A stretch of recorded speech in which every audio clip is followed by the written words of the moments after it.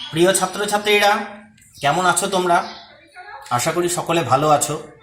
হ্যাঁ, ভালো তো আমাদের থাকতেই হবে। এই সময় প্রত্যেককে ভালো থাকতে হবে।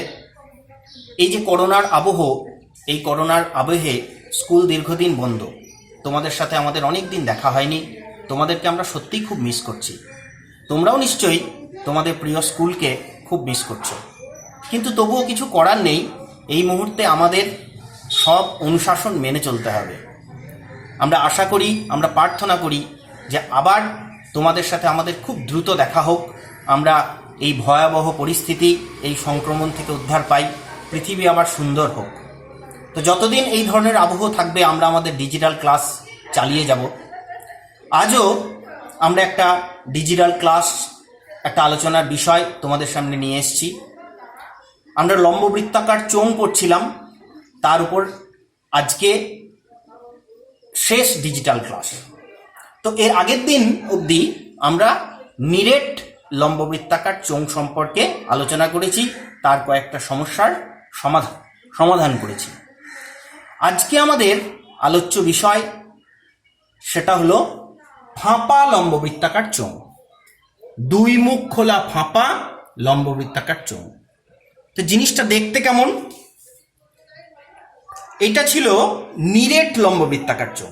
সবটাই আছে, সমস্ত অংশটাই পদার্থ দিয়ে তৈরি। তোমাদের সামনে এনেছি ফাঁপা লম্ববৃত্তাকার চোঙ। হ্যাঁ, দেখছো তোমরা আমার হাতে একটা ছোট্ট কলের পাইপের টুকরো আছে। ফাঁপা বলতে দেখো দুই মুখ খোলা। প্রথমে আছে দুই মুখ খোলা, দুটো মুখই এর খোলা। ফাঁপা অর্থাৎ এর ভেতরের অংশে কোনো পদার্থ নেই। এই ধরনের চোঙকে আমরা দুই মুখ খোলা ফাঁপা লম্ববৃত্তাকার চোঙ বলবো। আজকের আমাদের আলোচনার বিষয় এই ধরনের চোঙ।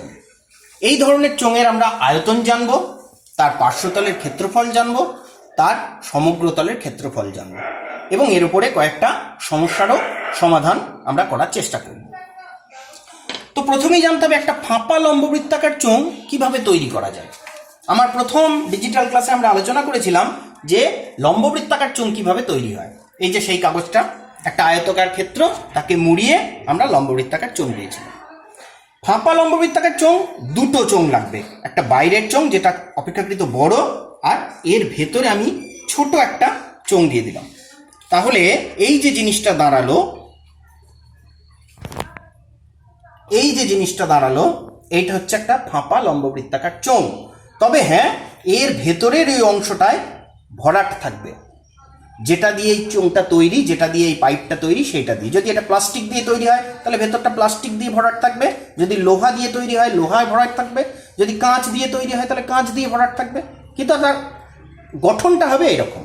অর্থাৎ এই যে দুই মুখ খোলা লম্ববৃত্তাকার চোঙ ফাঁপা, এইটা হচ্ছে বাইরের চোঙটা, বাইরের চোঙের বৃত্তাকার ক্ষেত্র।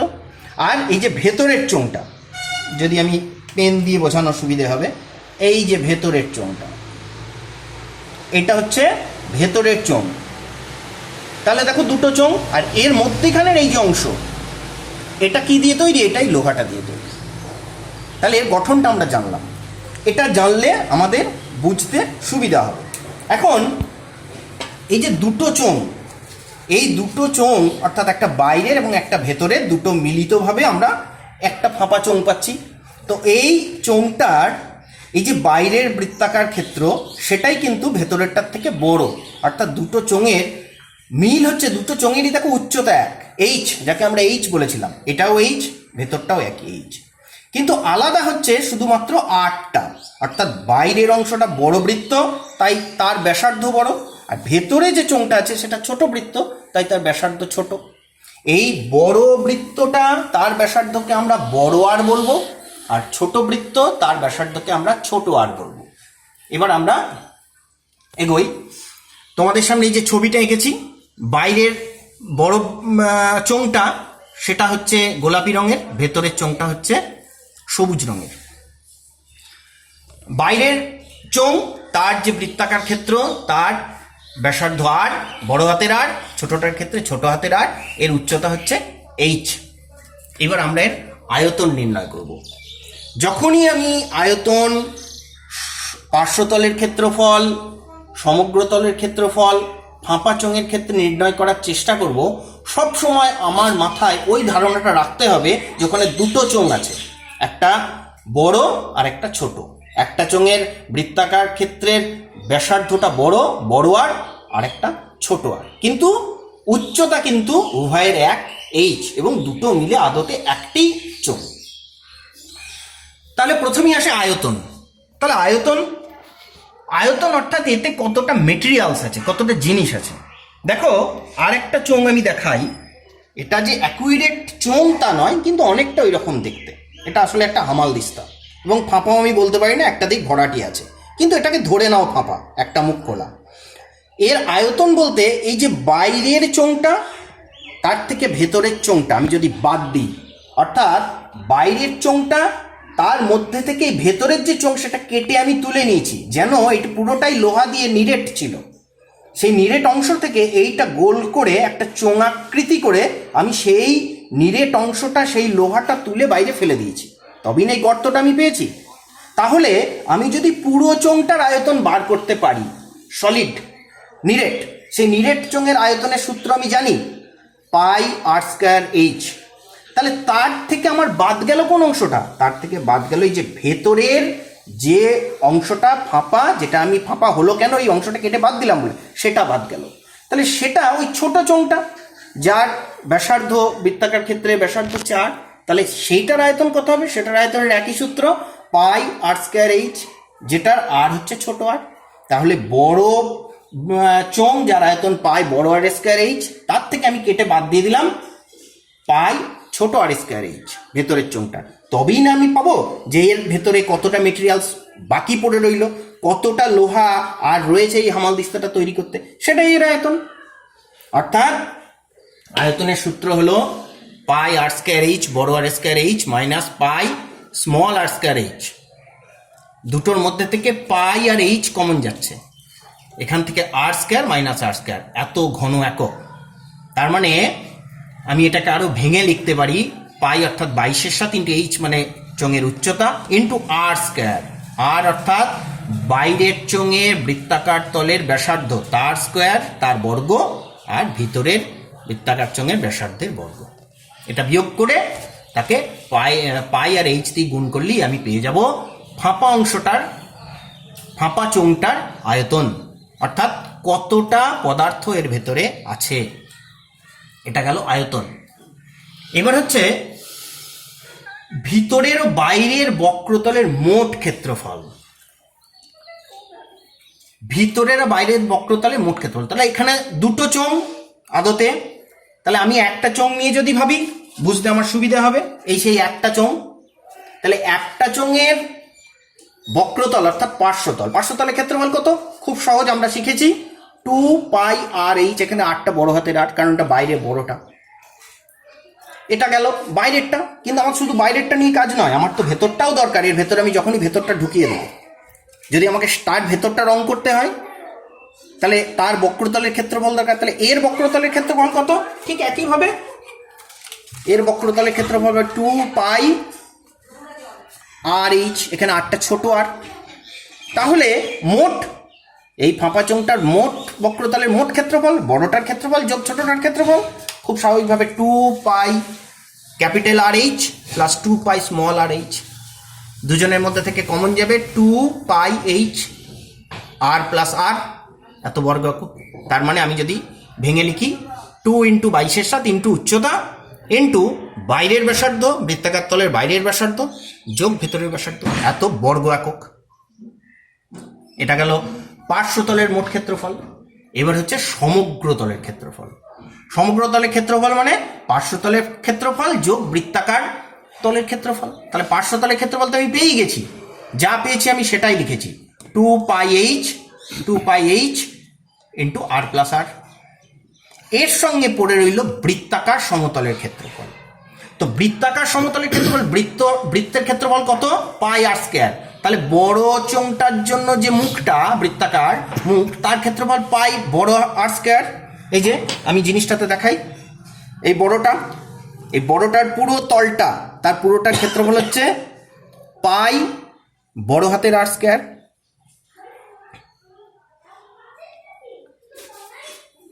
বৃত্তাকার সমতলের ক্ষেত্রফল পাই বড় হাতের আর স্কয়ার, কিন্তু এটা দুটো আছে, এদিকে একটা ওদিকে একটা, তাহলে 2 পাই আর স্কয়ার।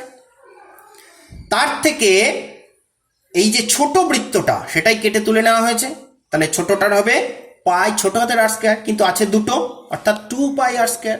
তাহলে বড় বৃত্তটার পাই আর স্কয়ার ইন্টু 2 পাই আর স্কয়ার, তার থেকে ছোট বৃত্ত দুটো 2 পাই স্মল আর স্কয়ার, এটা বাদ যাবে।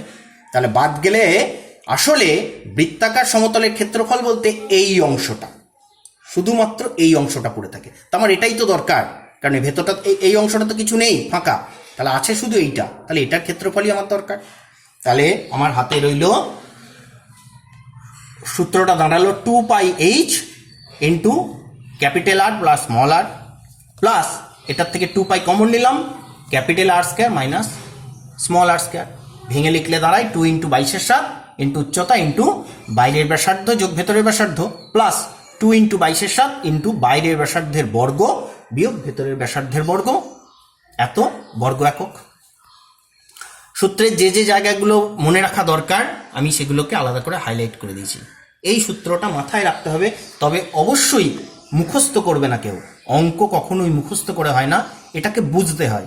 অঙ্ক যদি তুমি প্রত্যেকটি জায়গায় বোঝো তাহলে অঙ্কও তোমাকে বুঝবে, এবং না বুঝে অঙ্কের ক্ষেত্রে তুমি একটু এগোবে না।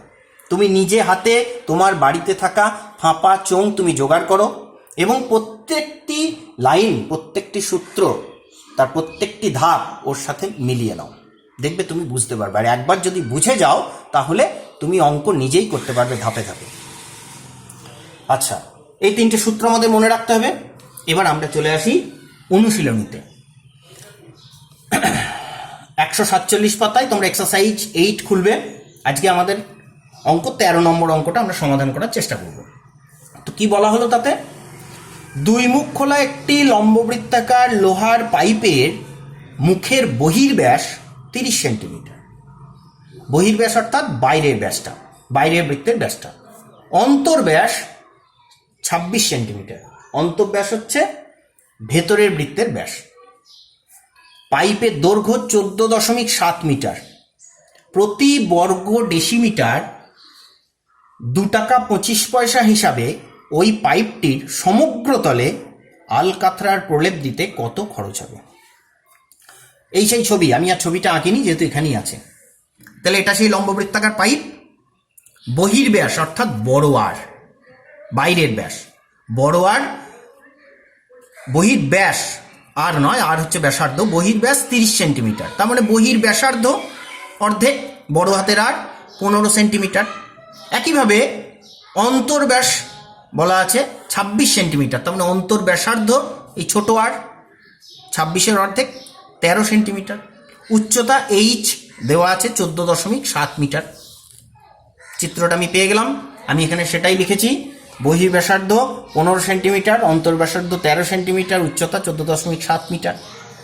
এখন আমার প্রশ্নটা চেয়েছে প্রতি বর্গ ডেসিমিটারে, আমি বলেছি এককগুলোকে খেয়াল রাখতে হবে, উত্তর চেয়েছে ডেসিমিটারে, তাহলে আমার ডেসিমিটারের সব এককগুলো করে নিলে আমার অঙ্কটা করতে সুবিধা হবে।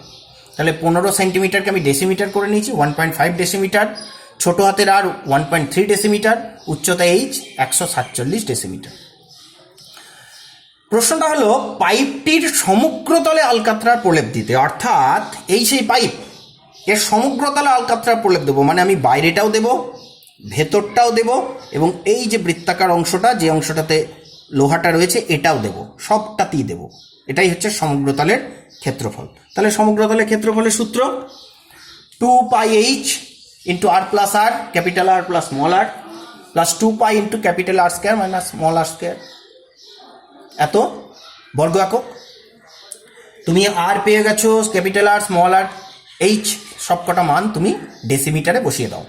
যথারীতি আমি বসিয়ে দিয়েছি, এইচের জায়গায় 147, আর এর জায়গায় 1.5, স্মল আর এর জায়গায় 1.3, এত বর্গ ডেসিমিটার। এবার আর কিছু না, এটাকে জাস্ট ক্যালকুলেশন করো, ক্যালকুলেশন করে আমরা পেয়ে যাব 2590.72 বর্গ ডেসিমিটার। অর্থাৎ ওই পাইপটার ফাঁপা বৃত্তাকার চোঙ 2 মুখ খোলা, তার সমগ্রতলের ক্ষেত্রফল আমি পেলাম 2590.72 বর্গ ডেসিমিটার। বলে দেওয়া আছে 1 বর্গ ডেসিমিটারের খরচ 2 টাকা 25 পয়সা। তাহলে 1 বর্গ ডেসিমিটারে যদি 2 টাকা 25 পয়সা হয়, তাহলে অত বর্গ ডেসিমিটারে কত হবে গুণ করে দাও। গুণ করে রেজাল্ট আসবে 5829 টাকা 12 পয়সা। অর্থাৎ ওই 2 মুখ খোলা লম্ববৃত্তাকার পাইপটা আলকাতরার প্রলেপ দিতে 5829 টাকা 12 পয়সা খরচ হবে। এক অঙ্ক যেখানে সমগ্র তলের ক্ষেত্রফল আমাকে নির্ণয় করতে হবে। চলে যাই পরের অঙ্কে, ওই চ্যাপ্টারেরই 18 অঙ্কটা। কি বলা হলো অঙ্কে? একটি লম্ববৃত্তাকার ফাঁপা চোঙের বহির্ব্যাস 16 সেন্টিমিটার, অন্তর্ব্যাস 12 সেন্টিমিটার, চোঙের উচ্চতা 36 সেন্টিমিটার, চোঙটিকে গলিয়ে 2 সেন্টিমিটার ব্যাস ও 6 সেন্টিমিটার দৈর্ঘ্য বিশিষ্ট কতগুলো নিরেট চোঙ তৈরি করা যাবে? ইন্টারেস্টিং অঙ্ক, খুব গুরুত্বপূর্ণ অঙ্ক। তাহলে একটা ফাঁপা লম্ববৃত্তাকৃতির চোঙ তোমাকে দেয়া হলো, যার বহির ব্যাস বলে দেওয়া হলো 16 সেন্টিমিটার। বহির ব্যাস অর্থাৎ বহির ব্যাসার্ধ বড় হাতের আর 8 সেন্টিমিটার, অন্তর্ব্যাস 12 সেন্টিমিটার, তার মানে অন্তর ব্যাসার্ধ ছোট হাতের আর অবশ্যই 6 সেন্টিমিটার, তার উচ্চতা 36 সেন্টিমিটার। 36 সেন্টিমিটার সব কটা এককই সেন্টিমিটারে, অর্থাৎ আমার একক পরিবর্তনের কোনো দরকার নেই। এবার ওই চোঙটাকে আমি দেখানোর চেষ্টা করেছি। এই যে চোঙ, এটা ভেতরের চোঙটা, এইটা তার পদার্থটা আছে।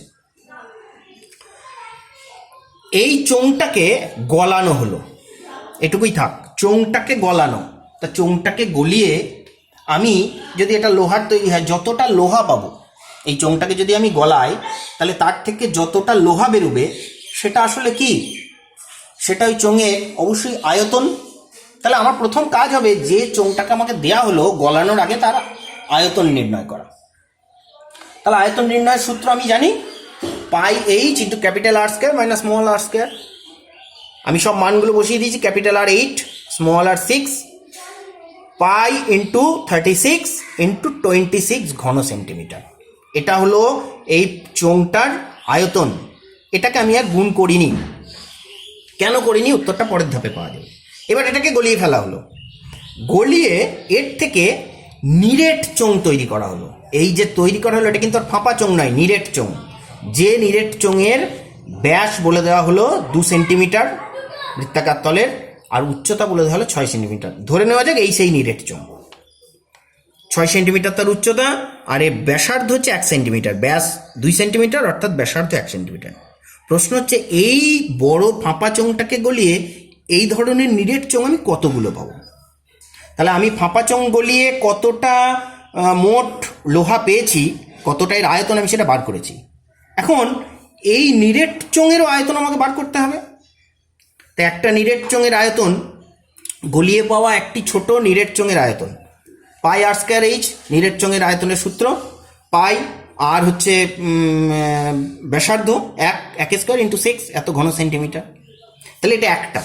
তাহলে আমি কতগুলো পাবো? তাহলে নিশ্চয়ই এই ছোট চোঙের আয়তন দিয়ে আমি যদি এই বড় চোঙের গলিয়ে প্রাপ্ত মোট আয়তনকে ভাগ করি, তাহলে আমি সংখ্যাটা পেয়ে যাব। তাহলে আমি বড় চোঙের আয়তন পেয়েছিলাম pi into 36 into 28 divided by pi into 6। এখানে আমি গুণটা এই কারণেই করিনি, যেহেতু পাই আমার এখানে অঙ্কটা ক্যালকুলেশন করতে সুবিধা হবে। তোমরা মনে করলে গুণ করতেই পারো, কোনো অসুবিধা নেই, কিন্তু সেক্ষেত্রে ক্যালকুলেশনটা তোমাদের করতে হবে। পাই পাই কেটে গেল, 6 দিয়ে 36কে ভাগ করলাম 6 ইন্টু 28 168। অর্থাৎ এই বড় চোঙটা গলিয়ে এই মাপের নিরেট ছোট চোঙ আমি 168টি পাবো। আমরা আমাদের যে লম্ববৃত্তাকৃতি চোঙ তার ডিজিটাল ক্লাস শুরু করেছিলাম। আমরা আজকে এই চোঙের ওপর আমাদের ডিজিটাল ক্লাস শেষ করলাম। অনেকগুলো অঙ্ক তোমাদের জন্য করে দেওয়া হলো। এর বাইরে কিছু অবজেক্টিভ অঙ্ক রয়েছে, কিছু উদাহরণের অঙ্ক রয়েছে, কিছু অঙ্ক আরও রয়েছে অনুশীলনীতে। সেগুলো তোমরা অবশ্যই বাড়িতে প্র্যাকটিস করবে। উদাহরণের অঙ্কগুলোর উপর খুব জোর দেবে, কারণ ওগুলো কিন্তু পরীক্ষায় ঘুরে ঘুরে বারবার আসে। অনুশীলন করো। অঙ্ক এমন একটা বিষয়, সেটা তুমি যত অনুশীলন করবে, যত প্র্যাকটিস করবে, তত তুমি রেজাল্ট পাবে, তত তোমার কাছে অঙ্ক সহজ হবে। অনুশীলন করবে, বুঝে করবে, বারবার করবে, তাহলে দেখবে অঙ্কতে কোনো ভয় থাকবে না। অঙ্ককে তুমি ভালোবাসবে, আর তুমি যদি অঙ্ককে ভালোবাসো, অঙ্কও তোমাকে ভালোবাসবে। ভালো থাকো সকলে, বাড়িতে থাকো, সব নিয়ম নির্দেশ মেনে চলো, সকলে সুস্থ থাকো। ধন্যবাদ।